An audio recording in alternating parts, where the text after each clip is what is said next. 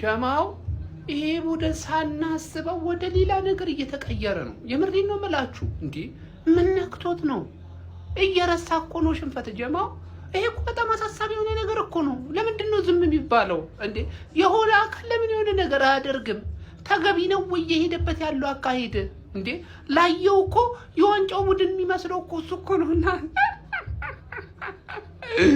አረ በርግዶላታል። እቺ ቡድን ምንድነው የሚሻለው ጀማው?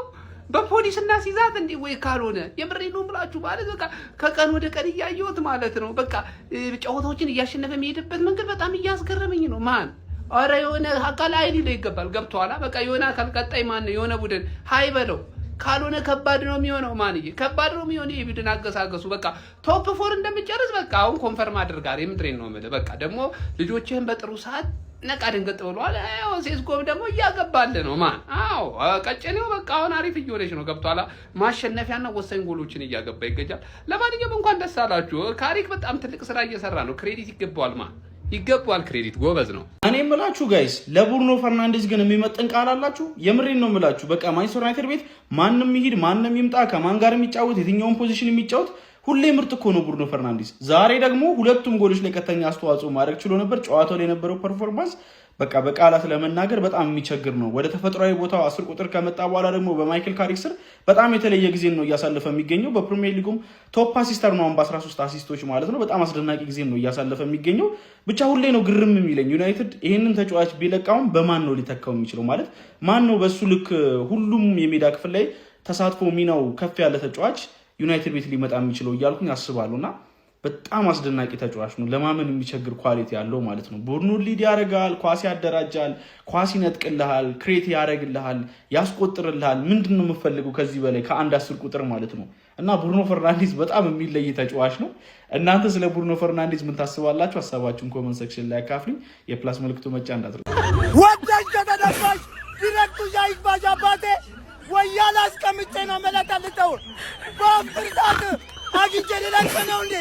እለቀልታለሁ አባቴ። ማሸነፍ እየተቻለ ማን ይሸነፋል? ወያላ ለራሱ ቋጥር እኔ አልሰማም። ይሄ ነው ማንቼ፣ ይሄ ነው ለኔ ማንቼ።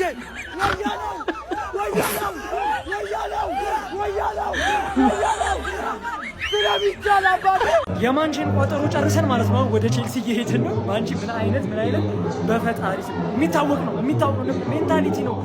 ሜንታሊቲ ነው ሲጀምር የነበረው ማለት ነው። አሁን ለቼልሲ ቋጠረ በከባዱ ማለት ነው። እንዲህ ሰራል በጣም መጥፎ ውጤት ቢሆን ለቼልሲ ይሄ ጨዋታ አቻ ነው ማለቅ ያለበት ማለት ነው። ሁላችንም እግዚአብሔርን ዩናይትድ ዛሬ እንኳን በቀይ ወጣ፣ እንኳን ፔናልቲ ተሰጠ። 3 ነጥቤን ወስጃለሁ። ሶስተኛ ያለው ቲም ነኝ። ታከብረኛለህ። ገባረ እንኳን በቀይ ወጣ። ምን ብላችሁ ቪዲዮ እንደምትሰሩ ስለማቅ ነው። እንኳን ፔናልቲ ተሰጠ፣ እንኳን በቀይ ወጣ። ገብቶልሃል፣ ለጥፈናታል። ዝም በል። አሁን ደግሞ ቀጣይ ቋጠሮ ነው። ቋጠሮ ደግሞ ለቼለው ድብን ዳርገን እንቋጥራለን። ማንቸስተር ዩናይትድ እንግዲህ ከመመራት ተነስቶ 2-1 ክሪስታል ፓላስን በሜዳው ማሸነፍ ችሏል። የማንቸስተር ደጋፊዎች በሙሉ እንኳን ደስ አላችሁ። ሁላችሁም ይህን ቪዲዮ ብዙ ጊዜ ኮፒ ሊንክ እያደረጋችሁ ማንቸስተር እንግዲህ ገና እንደ ጨዋታው እንደተጀመረ 4ኛው ደቂቃ ላይ ላክሮይ አግብተውበት 1-0 እየተመራ ነበር እስከ 57ኛው ደቂቃ ላይ። ነገር ግን ጎሉን ያስቆጠረው ተጫዋች ራሱ በቀይ ወጥቶ ባተገኙት ፔናልቲ አማካኝ ብሩኖ ፈርናንዴዝ 57ኛው ደቂቃ ላይ አገባ። ከዛ በኋላ ደግሞ ለሴስኮ ራሱ ብሩኖ ፈርናንዴዝ አሲስት አድርጎ 65ኛው ደቂቃ ላይ ሴስኮ አገባ። በአጠቃላይ 2-1 አሸንፎ ማንቸስተር ዩናይትድን ጨዋታ 3 ነጥብ ይዞ መውጣቱ። በዚህም መሰረት እንግዲህ ማንቸስተር በደረጃ ሰንጠረዡ ላይ አስቶን ቪላን በመብለጥ በ3ኛ ደረጃ ላይ ተቀምጧል። የማንቸስተር ደጋፊዎች በሙሉ እንኳን ደስ አላችሁ። አህለን ወሳህለን ቶፕ 3 ሀቢቢ ዌልካም ቱ ቶፕ 3 ክሪስታል ፓላስ ስጥት ጎዴ አስቶን ቪላ ፍርጥ ጎዴ ይላል አባቴ። ቶፕ 3 ላይ መተን ፈልሰስ ብለን ተቀምጠናል። ይኸውልህ ሻምፒዮንስ ሊግ መጣን። በቃ ስርዓትሽን ነው የምናስይዙ ከዚህ በኋላ ማለት ነው። እኛ ፈርስት ሃፍ ይጫወቱ ሰከንድ ሃፍ ነው ወስደን ምን ሰጠው። ሰከንድ ሃፍ ነው ጨዋታ ማለት ሲጀመርኛ ከዚህ በኋላ ከሰከንድ ሃፍ በኋላ ነው ጀምረን የምንጫወተው። ራሱ አያዋጣም። ፈርስት ሃፍ ማን በእኛ ሊፈጠር በእኛ አፈጠርንባት ፓላስ ላይ አፈጠርንባት። ማንቺ ማለት ነው ይኸውላችሁ በግድ ሚዜ ካላረጋችሁ እያለሽ ነው። ምን አይነት ፐርፎርማንስ ነው የማንቸስተር ደጋፊ ብሩኖ ስላላችሁ ማለት ነው። ልትደሰቱ ነው የሚገባችሁ። ጠንከር ቢል ዩናይትድ ማለት ነው ሲቲ ላይ ኧረ ጆሮን ያዛችሁት ጆሮን ያዛችሁ ለማንኛውም አሁን ወደ አርስዬ ያለው አስጓዝራል አልኩም አልነገርኩም። እንደ ባለፈው በርስታፍ ተመርጬ ይቀለብዟል አላልኩም ወይ? ቀይ ስለወጣ ነበረ እንዴ? እሰይ እንኳን ወጣ። እሰይ አባቴ ቀይ መውጣት ገና ምን አየ ገና እንደውም ቀይ ካልወጣልኝ አልጮተም። አቋማ ቀይ ያስወጣል። አቋማ አለ። አጠያፊ ቋጠሮ ማህበር ነው አቋማ ያላችሁት ማለት ነው። አቋማ ነው አባቴ ይሰጣል። ቢስሚላ ዩናይትድ ፋሚሊ ኮንግራ ብያለሁ። የኛው ዩናይትድ ፓላስን ካምባክ አድርጎ አሸንፏል። ቪዲዮን ኮፒ ሊንክ ሪፖስት ላይክ በማድረግ ጀምሩት። ዛሬ ፋሚሊ በፓላስና በቴምር ነው ያፈጠር ነው። ምግብ እስካሁን አልበላውም፣ ግን ይሄ ከምግብ አይተናነስም። ሰዎች ቀስ ብዬ በሳፋ በለዋለሁ።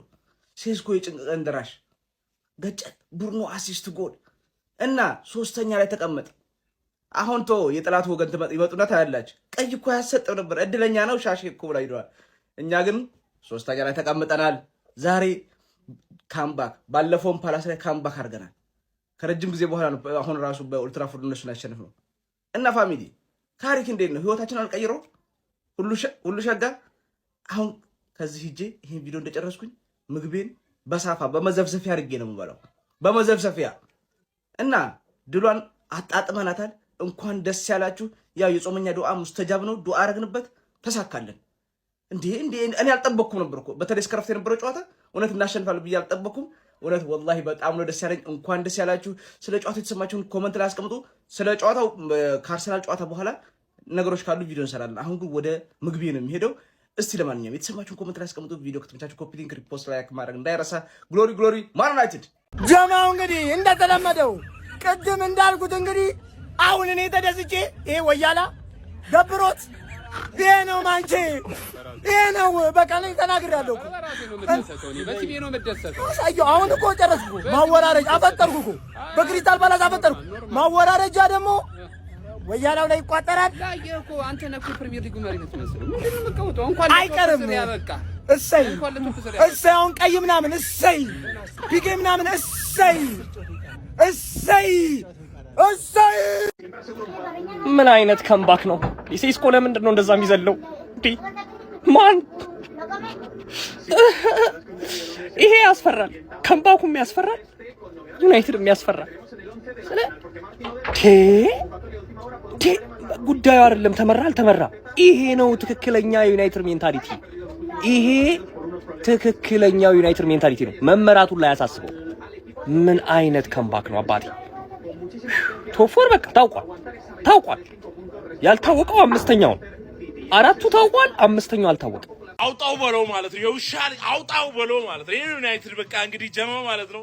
እኔ ቀድሜ ተናግሬ የለ ቀድሜ ምን ብያለሁ? ዩናይትድ ፎሬቨር ጀማው እግዚአብሔር ለምድረ ወያላ ለምድረ እዛ ሃንገኛ ላኩላቸው እንቋጥራለን እስከ ጥግ ማለት ነው።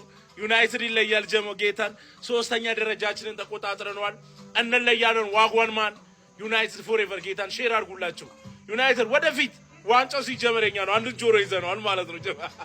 ላኩላቸው እንችላለን። በዚህ ፕሪሚየር ሊግ የትኛውንም አይነት ሚድፊልደር እያመጣ ከብሩኖ ፈርናንዴዝ ጋር እንዳታወዳደርብኝ አለቀ በቃ። የሚድፊልደር ልክ የውሃ ልክ ብሩኖ ፈርናንዴዝ እንዴት ነው መቼ ነው ብሩኖ ተቻላል? ምን አይነት ኳስ ነው ለሼሽኮ የጣለለት? ምን አይነት ኳስ እርከትን ያልኩት እርከት አጎረሰው ነው የሚባል አጎረሰው። ሼሽኮ ደግሞ ተጠቀማት። የሚገርም ስትራይከር እያስቆጠረ ነው ባይዞ በደንብ እያስቆጠረ ነው ሼሽኮ። በጣም ደስ ያለኝ የምትገርም ደስ የምትል 3 ነጥብ ነው ያገኘው። 3 ነጥብ ፈረስት ሃፍ ላይ ነግሬያችኋለሁ። ፔኔትሬት ማድረግ ነበረብን ብዬ ለካሪክ ነገርኩት። ፔኔትሬት ካላረግን ካሪክ ሰማና ሰርገን ካልገባን ምን ጥቅም ያ ነገር መፍጠር አለብን።